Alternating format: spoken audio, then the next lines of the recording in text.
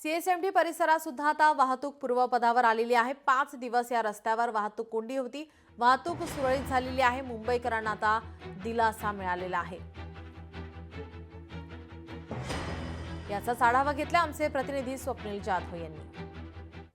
मुंबईतील छत्रपती शिवाजी महाराज टर्मिनल्स आणि आझाद मैदान परिसरातील वाहतूक आता पूर्वपदावरती आलेली आहे। गेल्या 5 दिवसांपासून मुंबईमध्ये मराठा समाजाचं आंदोलन हे सुरू होतं। मनोज जरांगे पाटील यांच्या मागण्या मान्य झाल्यानंतर मनोज जरांगे पाटील यांनी उपोषण हे सोडलेलं आहे आणि यानंतर लगेच मुंबई सोडल्यानंतर एकूणच सर्व मराठा बांधव जे आहेत ते मुंबईतून आपल्या गावी गेलेले आहेत आणि एकूणच या ठिकाणी गेल्या 5 दिवसांपासून जर बघितलं तर हा छत्रपती शिवाजी महाराज टर्मिनस येथील चौक मराठा आंदोलकांमुळे गजबजला होता, भरला होता। त्यांच्या वाहनांमुळे वाहतूक कोंडी सुद्धा होती। मात्र 5व्या दिवशी ही वाहतूक कोंडी फोडण्यात आली आणि उपोषण सोडल्यानंतर खरं तर बहुतांश समाज जो आहे मराठा बांधव जे आहेत ते आपल्या गावाला गेल्यानंतर हा जो आझाद मैदान परिसर आपण या ठिकाणी पाहतोय आणि हा मुंबई छत्रपती शिवाजी महाराज टर्मिनस या ठिकाणचा परिसर आहे हा एकूणच आता पूर्वपदावरती आलेला आहे। तसंच मुंबईतील अनेक जे रस्ते ज्या ठिकाणी वाहतूक कोंडी गेल्या 5 दिवसांपासून होती ती वाहतूक कोंडी सुद्धा फुटलेली आहे। त्यामुळे सरकारला या आरक्षणाच्या प्रश्नांवरती मागण्यांवरती यश आल्याचं पाहायला मिळतं। तर दुसरीकडे कुठेतरी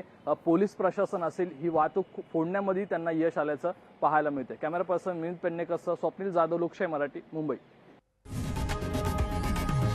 लोकशाही मराठी ऐका, पहा, जागरूक रहा।